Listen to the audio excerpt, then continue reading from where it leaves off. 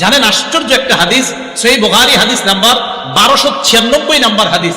এই হাদিসের মধ্যে আসছে ইন্না রাসূলুল্লাহ সাল্লাল্লাহু আলাইহি সাল্লাম বারিউম মিনাস সালিকা ওয়াল হালিকা ওয়াশ শাক্কা।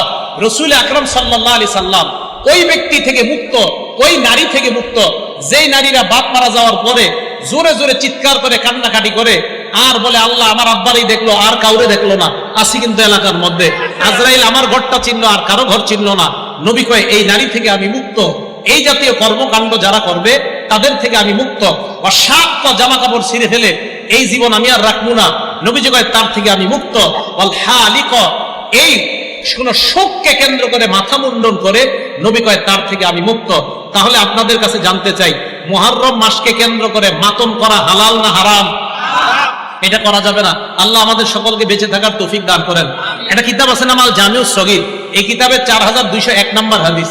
এই হাদিসের মধ্যে আসছে রাসূল আকরাম সাল্লাল্লাহু আলাইহি সাল্লামের মেয়ে জয়নব রাদিয়াল্লাহু তাআলা আনহা মারা গেছে। এই জয়নব মারা যাওয়ার পর বাকাতিন নিসা, নারীরা কান্নাকাটি শুরু করছে। ফাজাআলা উমর ইয়াদরিবুহুন্না বিসাউতিহি, হযরত ওমর চাবুক ধরছে সবগুলোর মাথায়, কি করো, থামো সব, কাঁদতেছে। নবীজি বললেন মাহলান ইয়া উমর, ওমর থামো, একটু নরম হও। এবার আল্লাহর নবী নারীদেরকে বললেন ইয়াকুন্না ওয়া নাঈকাশ শাইতান, শয়তানের আওয়াজ থেকে তোমরা বাঁচো। শয়তান এইভাবে বিলাপ করে, জোরে জোরে কান্নাকাটি করে, তার আওয়াজ থেকে তোমরা বাঁচো। আল্লাহ নবী বললেন শোনো, মাহমা ইয়াকুনু মিনাল আইনি ওয়াল কলব, চোখের পানি যদি আসে আর অন্তর থেকে যদি চোখের পানি আসে, ফামিনাল্লাহ ওয়া মিনার রাহমা, অটোমেটিক যদি চোখের পানি আসে কারো শোকে, এটা আল্লাহর পক্ষ থেকে রহমত। অটোমেটিক যদি চোখের পানি আসে, এটা আল্লাহর পক্ষ থেকে রহমত। এবার আল্লাহ নবী কি বলে, আমার দিকে তাকান, ওয়া মাহমা ইয়াকুনু মিনাল লিসান, আর যদি জবান থেকে হয়, ওয়াল ইয়াদি, এবং হাত থেকে দেখেন, জবান থেকে আর হাত থেকে দেখেন। জবানে বলে হায়, হাতে দিয়ে আঘাত করে, হায় আঘাত, হায় আঘাত, জবান আর হাত, জবান আর হাত, শোকে জবান ব্যবহার হচ্ছে, হাত ব্যবহার হচ্ছে। নবীজি কয় ফামিনাশ শাইতান, এটা শয়তানের পক্ষ থেকে। জবান আর হাত ফামিনাশ শাইতান, নবী বলেন এটা শয়তানের পক্ষ থেকে। এটা মিশকাত পাবেন আপনার হাদিসটা, বাকি আল জামিউস সগীরের মধ্যে সনদ সহিহ আসছে, তাই আমি এটা বর্ণনা করলাম। বর্তমানে আবার সহির যুগ চলতেছে। কিসের যুগ? মাশাআল্লাহ, এই জন্য সহিগুলাই বলার চেষ্টা করতেছে। আজ যাই হোক, রাসূল আকরাম সাল্লাল্লাহু আলাইহি সাল্লাম এই কথাটা বললেন। এটা হলো 9 নম্বর কথা। 10 নম্বর, কারো মৃত্যুতে আমাদের কি করণীয়? মনে রাখবেন, কারো মৃত্যুতে আমাদের কি করণীয়? এলাকার কেউ মারা যায় না, কারো মৃত্যুতে আমাদের 1 নম্বর করণীয় করেন, ইন্না লিল্লাহি ওয়া ইন্না ইলাইহি রাজিউন, এটা পড়া। 2 নম্বর করণীয়, বুখারী শরীফের 1284 নম্বর হাদিস থেকে একটা দোয়া শিখাবো, আজকে থেকে এটা পড়বেন। নবীজির কন্যা মানে নবীজির এক নাতি মারা যায়, মারা যাওয়ার পর মারা যাবে যাবে অবস্থা নবীর কন্যা আল্লাহ নবীর কাছে সংবাদ পাঠাইলেন, আব্বা ইন্না ইবনালি কুবিজ, আব্বা আমার ছেলেটা মুমূর্ষ অবস্থায় আছে, মারা যাবে যাবে অবস্থা, আব্বা মেহেরবানি করে আমাদের বাসায় একটু আসেন। বুখারীর বর্ণনা। নবীজি জবাব পাঠায়া দিলেন, যাও যাও আমার কন্যাকে সালাম দিবা, সালাম দিয়ে বলবা, পড়েন ইন্না লিল্লাহ, ইন্না টান দিয়ে না, বলেন ইন্না লিল্লাহ মা আখাযা ওয়া লাহু মা আ'তা, আবার ইন্না লিল্লাহ মা আখাযা, যেটা নিয়ে যায় এটাও আল্লাহর, বলেন যেটা রেখে দেয় এটাও আল্লাহর। তো নবীজি শিখিয়ে দিলেন ইন্না লিল্লাহি মা আখাযা, যেটা নিয়ে গেছে আল্লাহ এটাও আল্লাহ, ওয়া লাহু মা আ'তা, যেটা আল্লাহ রেখে দেয় এটাও আল্লাহ। আপনার 4 সন্তানের 3টা যদি নিয়ে যায় এটাও আল্লাহ, 2টা রেখে দিছে এটাও আল্লাহ, এটাও কার?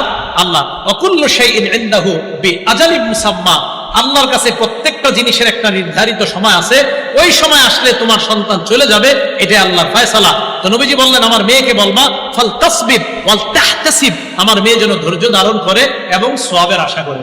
তাহলে কেউ মারা গেলে 1 নাম্বার আমরা ইন্না লিল্লাহি ওয়া ইন্না ইলাইহি রাজিউন পড়া। 2 নাম্বার, কেউ মারা গেলে আমরা বলা ইন্না লিল্লাহি মা আখাযা ওয়া লাহু মা আ'তা ওয়া কুল্লু শাইইন ইনদাহু বিআজালিন মুসাম্মা, যদি পারেন আর কি এটা পড়া।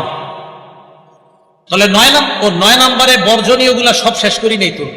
বর্জনীয় 1 নাম্বার ছিল আপনার তাজিয়া মিছিল করা, এই নজরানা পেশ করা। 2 নাম্বার মুরসিয়া। 3 নাম্বার ওই মাতম করা।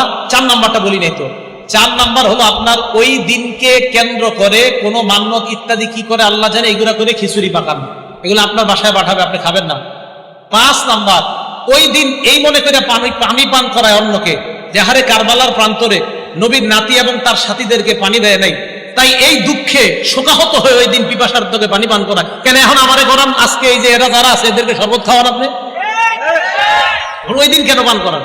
ওই দিনকে কেন্দ্র করে পানি পান করানো, এটা ভাই এটা কুসংস্কার হয়ে যাবে, এটা ঠিক হবে না ওই দিনকে কেন্দ্র করা। 6 নাম্বার, বাচ্চাদেরকে সন্তানদেরকে খালি পায়ে রাস্তায় ছেড়ে দেওয়া বরকতের আশায়, আল্লাহ জানে এটা কোত্থেকে আসছে নিয়ম।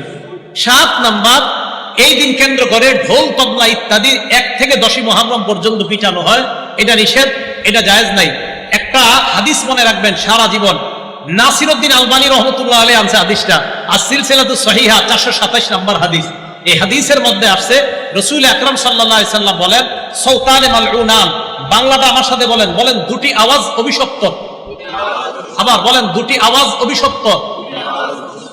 এবার 1 নাম্বার বলি, বাংলাটা পরে বলবেন। 1 নাম্বার, সৌতু মিজমারিন ইনদা নি'মা, বলেন কোন খুশিতে বলেন কোন খুশিতে বাদ্যযন্ত্রের আওয়াজ।